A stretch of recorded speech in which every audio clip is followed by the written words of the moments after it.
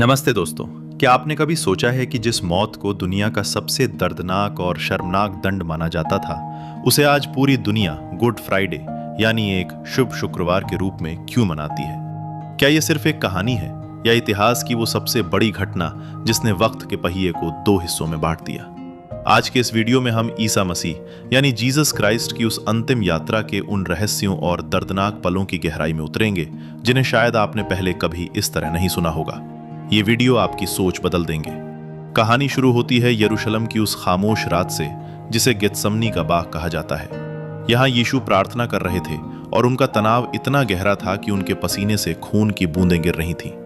Medical science में इसे हेमेटोहिड्रोसिस कहा जाता है, जो केवल तब होता है जब कोई इंसान अपनी सहन शक्ति से कहीं ज्यादा मानसिक दबाव में हो। लेकिन असली नाटक तो अभी शुरू होना था। उनके अपने ही एक शिष्य यहूदा इस्करियोती ने मात्र 30 चांदी के सिक्कों के लिए उन्हें धोखा दिया। यहाँ एक बात जो बहुत कम लोग जानते हैं वो ये कि उस रात यीशु की गिरफ्तारी पूरी तरह से गैर कानूनी थी। यहूदी कानून के अनुसार रात के समय किसी को गिरफ्तार करना या मुकदमा चलाना वर्जित था।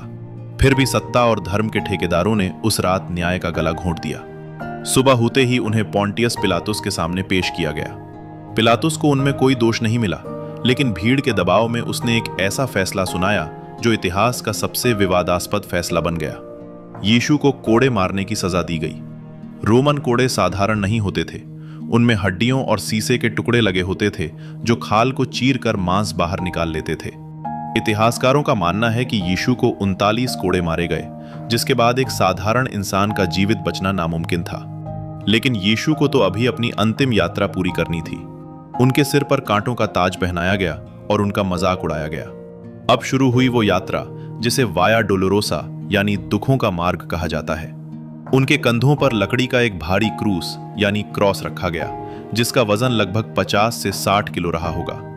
जरा कल्पना कीजिए, एक शरीर जो पूरी तरह लहूलुहान है, जिसकी हड्डियां दिख रही हैं, उसे उबड़ खाबड़ रास्तों पर उस भारी बोझ को लेकर चलना था।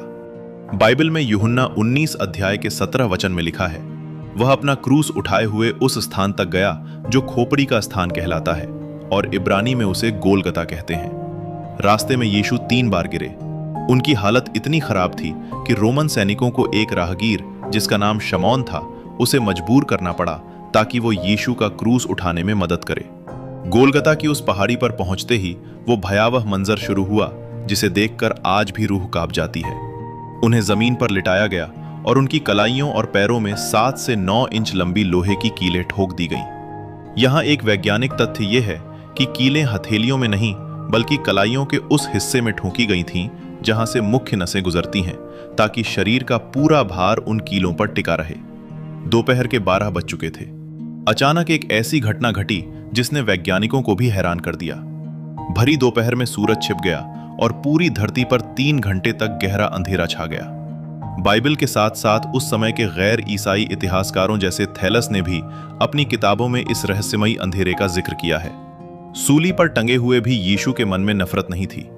उन्होंने ऊपर की ओर देखा और कहा, हे पिता, इन्हें क्षमा कर, क्योंकि ये नहीं जानते कि क्या कर रहे हैं। यह शब्द ईसा मसीह के उस महान प्रेम को दर्शाते हैं जो आज की दुनिया में मिलना असंभव है। दोपहर के 3 बज रहे थे।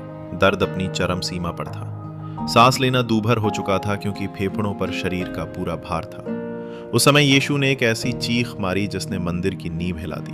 उन्होंने कहा, एली एली लामा सबखतनी, जिसका अर्थ है, हे मेरे परमेश्वर, तूने मुझे क्यों छोड़ दिया। इसके ठीक बाद उन्होंने अपनी आत्मा सौंप दी और कहा, पूरा हुआ। उसी पल एक और चमत्कार हुआ। यरूशलेम के मंदिर का वो विशाल पर्दा जो 60 फीट ऊंचा और 4 इंच मोटा था, ऊपर से नीचे तक 2 हिस्सों में फट गया। इतिहासकार कहते हैं कि उस पर्दे को फाड़ना इंसानी ताकत के बाहर था। साथ ही एक बड़ा भूकंप आया और चट्टानें तड़क गईं।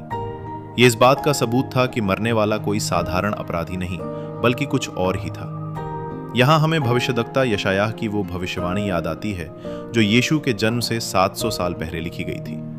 यशायाह 53 अध्याय के 5 वचन में कहा गया है, परंतु वो हमारे ही अपराधों के कारण घायल किया गया, वो हमारे अधर्म के कामों के हेतु कुचला गया। हमारी ही शांति के लिए उस पर ताड़ना पड़ी कि उसके कोड़े खाने से हम चंगे हो जाएं। अब सवाल ये उठता है कि ये गुड फ्राइडे क्यों है? दोस्तों, इसे गुड इसलिए कहा जाता है क्योंकि मसीही विश्वास के अनुसार उस दिन यीशु ने अपनी जान देकर पूरी इंसानियत के पापों की कीमत चुका दी थी। यह हार का दिन नहीं, बल्कि प्रेम की जीत का दिन था। उनकी अंतिम यात्रा एक अंत नहीं थी, बल्कि एक नई शुरुआत थी। उनकी मृत्यु के बाद उन्हें एक नई कब्र में रखा गया और बड़े बड़े पत्थरों से उसे बंद कर दिया गया। लेकिन कहानी यहां खत्म नहीं होती। गुड फ्राइडे के बाद वो रविवार आता है जिसे हम ईस्टर कहते हैं, जब मौत हार गई और यीशु फिर से जी उठे। यीशु की ये अंतिम यात्रा हमें सिखाती है कि चाहे अंधेरा कितना भी गहरा क्यों ना हो, उजाला जरूर आता है। यदि आप आज अपनी जिंदगी के किसी कठिन दौर से गुजर रहे हैं, यदि आपको लग रहा है कि आपका बोझ बहुत भारी है, तो याद रखिए गोलगता की उस पहाड़ी को। वहां प्रेम ने बलिदान दिया ताकि आपको नई जिंदगी मिल सके। गुड फ्राइडे का ये दिन हमें रुकने, सोचने और अपने जीवन में क्षमा और प्रेम को जगह देने के लिए बुलाता है। उम्मीद है कि यीशु की इस अंतिम यात्रा की गहराई ने आपके दिल को छुआ होगा। अगर आपको यह वीडियो प्रेरणादायक लगा तो इसे अपने दोस्तों और परिवार के साथ जरूर शेयर करें, ताकि वे भी इस दिन के असली और गहरे अर्थ को समझ सकें। कमेंट में आमीन लिखना ना भूलें और हमारे चैनल को सब्सक्राइब करें ताकि आप ऐसी और भी आध्यात्मिक और ऐतिहासिक जानकारियां पा सकें। मिलते हैं अगले वीडियो में। तब तक के लिए शांति और प्रेम आपके साथ रहें। धन्यवाद। आप अपनी डोनेशन बैंक अकाउंट के जरिए और सुपर थैंक्स के जरिए भेज सकते हैं, जिसकी डिटेल्स डिस्क्रिप्शन में है। और आप हमारे चैनल का मेंबरशिप भी ज्वाइन कर सकते हैं। धन्यवाद।